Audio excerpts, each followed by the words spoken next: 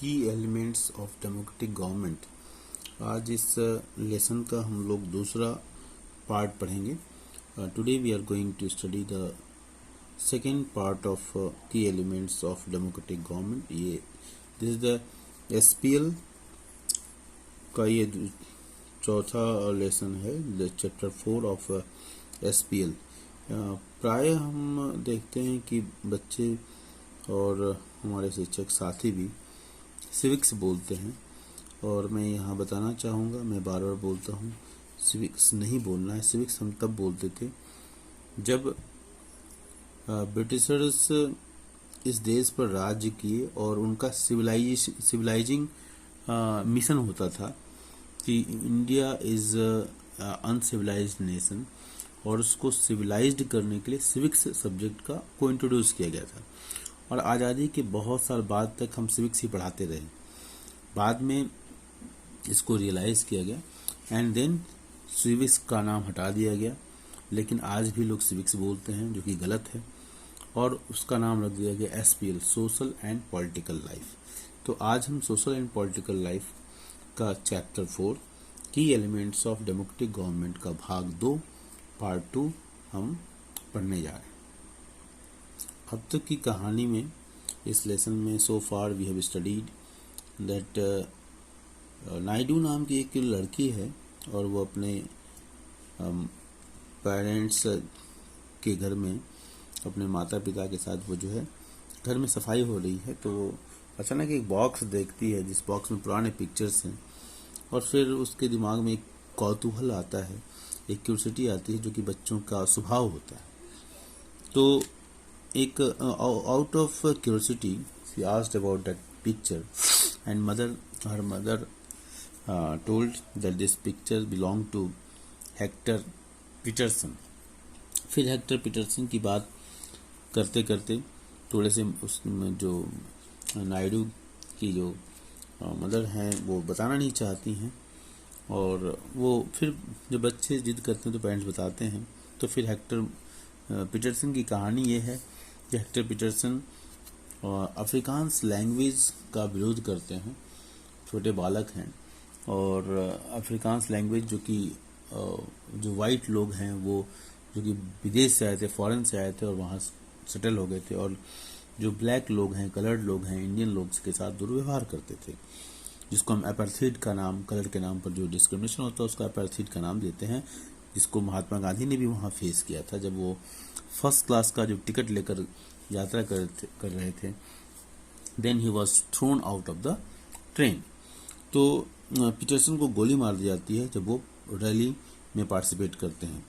तो वहाँ से फिर हमने ये भी पढ़ा कि अफ्रीकन लोगों के ऊपर जो अत्याचार हुआ उसके खिलाफ आवाज़ उठाई गई, और उस आवाज़ को उठाने वाले जो प्रमुख नेता थे, जो फेमस जो लीडर थे, उनका नाम था नेल्सन मंडेला। नेल्सन मंडेला उनका नाम था। और 1994 में अफ्रीका को आज़ादी मिलती है इस अपार्थाइड से, और वो एक रिपब्लिक बन जाता है।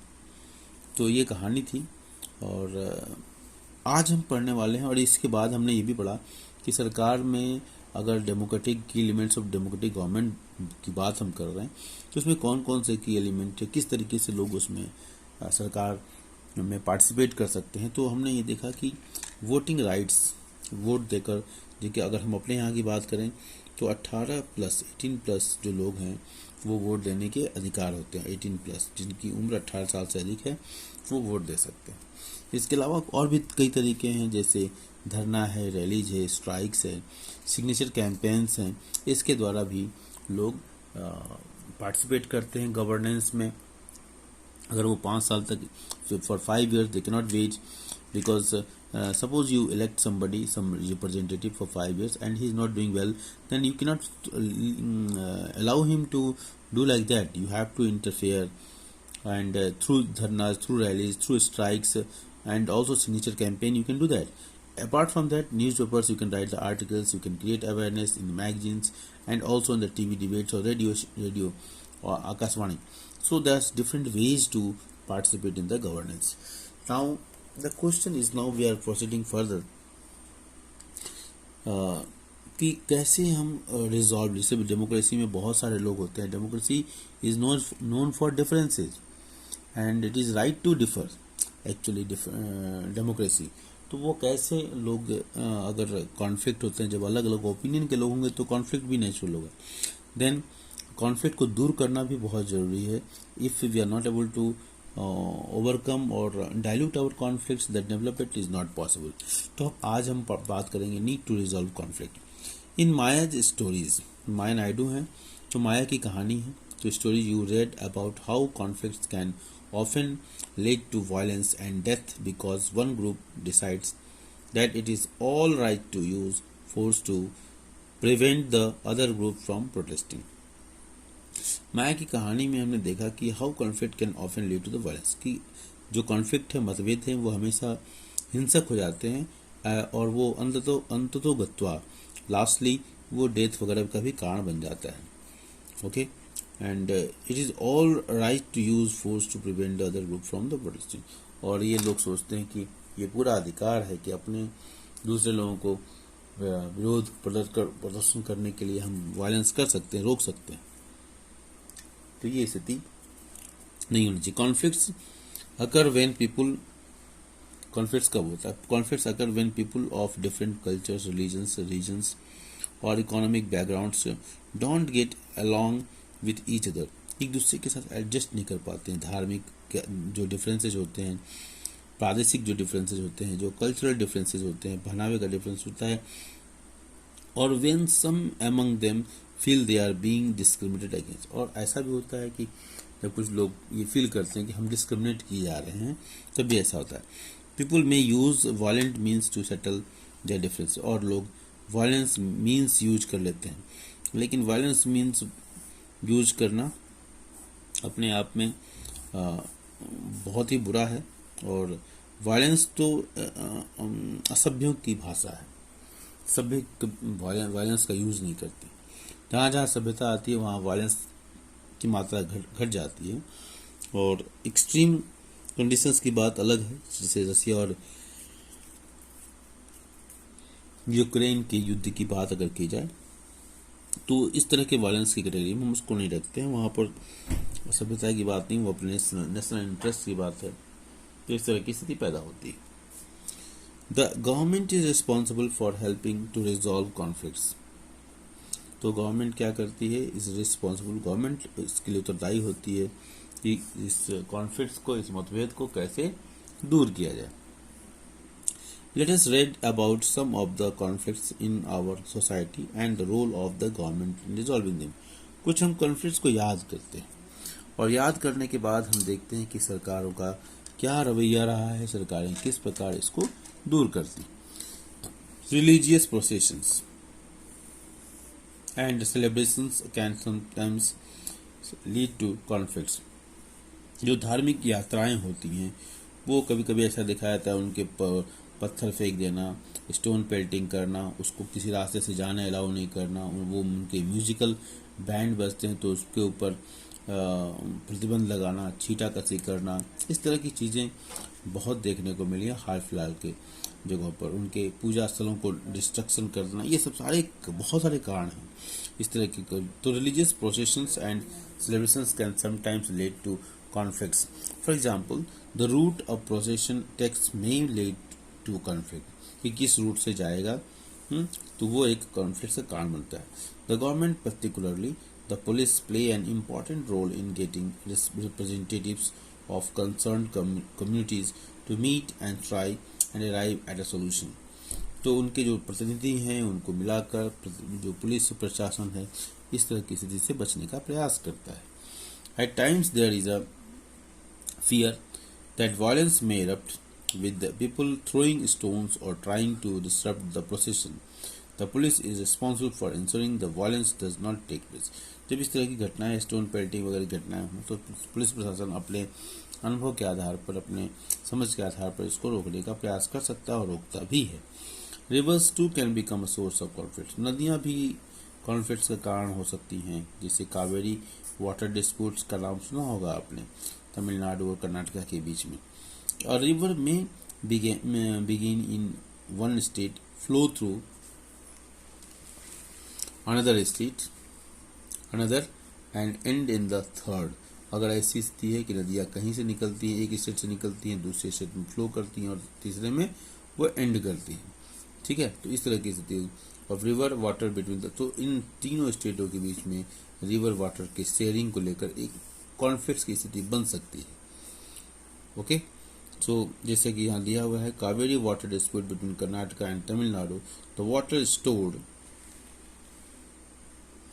इन कृष्णराज सागर डैम, एक फेमस डैम है Krishnaraja KR Sagar dam in Karnataka is use. तो ये भी क्वेश्चन निकल कर आता है कि कृष्णराज सागर डैम कहाँ स्थित है, where Krishnaraja Sagar dam is located at, then you can say the Karnataka is the correct answer. Is used for irrigating a number of districts and for meeting the needs of the city of Bangalore.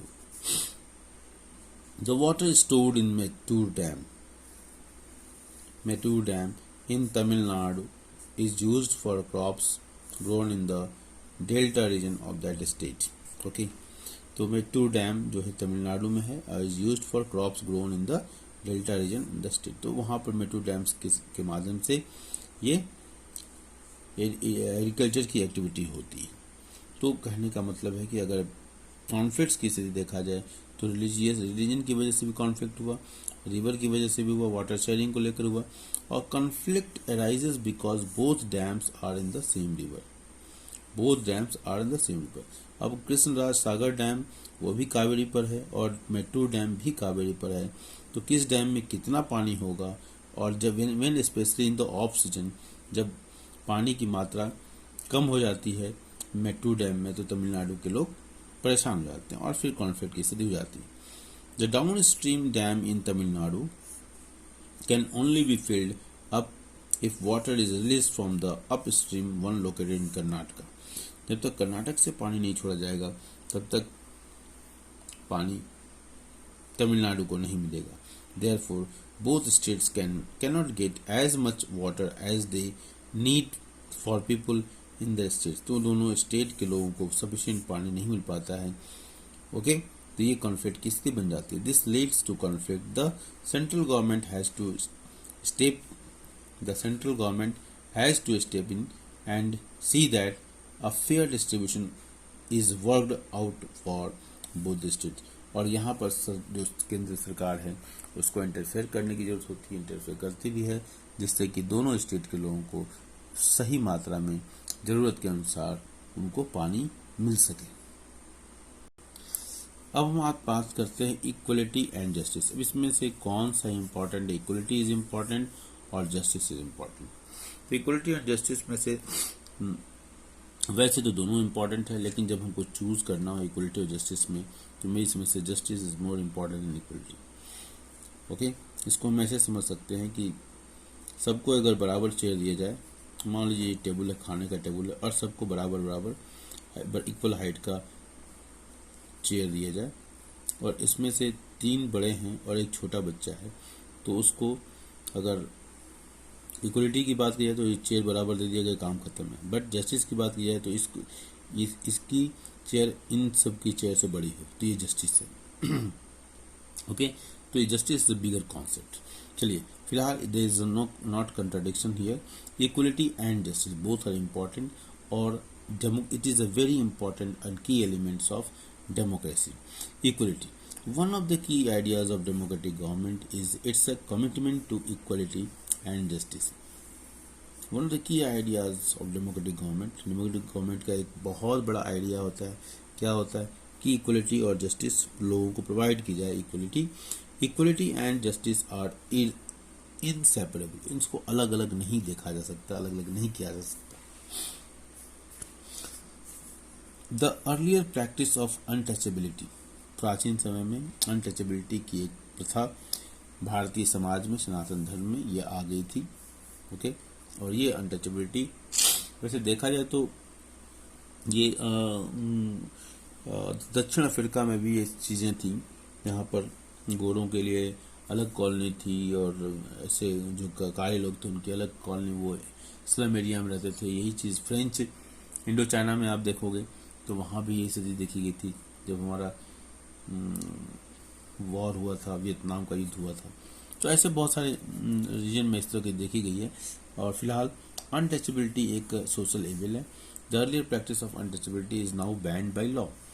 सरकार ने इस पर सख्त कानून बनाया है और कोई भी अनटचेबल किसी को नहीं कह सकता और किसी को ये इस प्रैक्टिस को नहीं फॉलो कर सकता। This group of people were denied education. और ऐसे जो लोग होते हैं अनटचेबल्स, वो एजुकेशन से उनको वंचित रखा गया, ट्रांसपोर्ट और medical facilities and even the chance to offer prayers. और उनको प्रार्थना करने भी नहीं दिया जाता था, मंदिरों में घुसने नहीं दिया जाता। और ये एक रॉन्ग प्रैक्टिस है। We must accept it and we must get strength to work against it. Doctor Ambedkar is the great hero of social justice. Doctor Ambedkar and इनको पढ़ाने वाले इनके गुरु जो है एक ब्राह्मण थे, और इनको विदेश भेजने में, जिनको पढ़ाने में, हायर एजुकेशन में बड़ौदा के महाराज का बहुत बड़ा हाथ था। तो doctor Ambedkar, great scholar whom you have read about earlier in this book, इनके बारे में आपने पहले पढ़ चुके हैं। and many others like him realize that such practices must not continue and that justice can only be achieved when people are treated equally। Justice तभी मिलेगा जब लोगों को बराबरी का मौका दिया जाए। ओके, तो justice can only be achieved when people are treated equally. जब लोग बराबर देखे जाएंगे तभी जस्टिस की बात उठती है। The government also recognizes this and makes special provisions for groups within society that are unequal। और गवर्नमेंट इसके लिए खुद प्रोविजन कर रही है और इस बात को स्वीकार करती है, एंड उसके लिए अलग से कानून गवर्नमेंट ने बनाया for groups within society that are unequal. जो लोग अनइक्वल हैं, सोसाइटी में अनइक्वल हैं, उनको गवर्नमेंट ने अलग से इसके लिए व्यवस्था की है। और ऐसे लोगों को पनिशमेंट की बात की जाती है जो लोग इस तरह की प्रैक्टिसेस को फॉलो करते हैं किसी भी फॉर्म में। For instance, in our society there is a general tendency to value and care for boy child more than the girl child. एक जनरल टेंडेंसी है, लोग पुत्र की चाह भी रखते हैं और जन्म के समय जब लड़कियां होती हैं थोड़े दुखी होते हैं। तो ये एक जनरल टेंडेंसी है समाज की, जो कि एक इविल है। This means that society does not value the girl and boy child equally and this is unjust। तो देखा आपने, जस्टिस के लिए इक्वलिटी का कॉन्सेप्ट कितना जरूरी है। जस्टिस देना हो तो पहले अब गर्ल और बॉय को हम इक्वल देखें। आज भी कुछ कम्युनिटीज़ में पर्दा प्रथा का इतना प्रकोप है कि लड़कियों के लिए फ्रीडम नहीं है, वो जा सकें कहीं दूर पढ़ने के लिए। तो ये एक समस्या है। In this context, the government steps in to promote justice by providing special provisions that can enable girls to overcome the injustice that they are subjected to। तो यहाँ पर in this context the government steps in to promote justice। तो अब यहाँ पर सरकार बीच में कूदती है ताकि लोगों को जस्टिस प्रमोट किया जा सके by providing special provisions, विशेष व्यवस्था करके that can enable girls to overcome the injustice, जो लड़कियों को इनजस्टिस की स्थिति में ला सके, दैट आर सब्जेक्टेड टू, और जिसके लिए वो उनके लिए जरूरी भी है। Thus it is possible that fees for girls might be waived और lowered in the government schools और colleges. Thus it is possible that fees for girls, लड़कियों के लिए जो फीस है, माइट बी वेव्ड ऑफ, उसको खत्म कर दिया जाए, माफ कर दिया जाए, और लोअर्ड, उसको कम कर दिया जाए स्कूल और कॉलेज में। तो इस प्रकार से हम देखते हैं कि इक्वलिटी और जस्टिस के द्वारा डेमोक्रेसी को और स्ट्रेंथन किया जा सकता है और मजबूत किया जा सकता है। तो कुछ क्वेश्चंस यहाँ पर हम इसको देख सकते हैं कि why how would Maya's life be different in south Africa today. अगर आज माया होती तो उसकी ज़िंदगी में क्या बदलाव होते, किस तरीके से उसकी ज़िंदगी पहले की माया की ज़िंदगी से बेहतर होती आज की माया की। तो आप इसमें कह सकते हैं कि 1994 के बाद जब साउथ अफ्रीका में डेमोक्रेटिक गवर्नमेंट की स्थापना होती है, रिपब्लिक बन जाता है साउथ अफ्रीका, तो वहाँ पर अपार्थाइड को बैन कर दिया जाता है।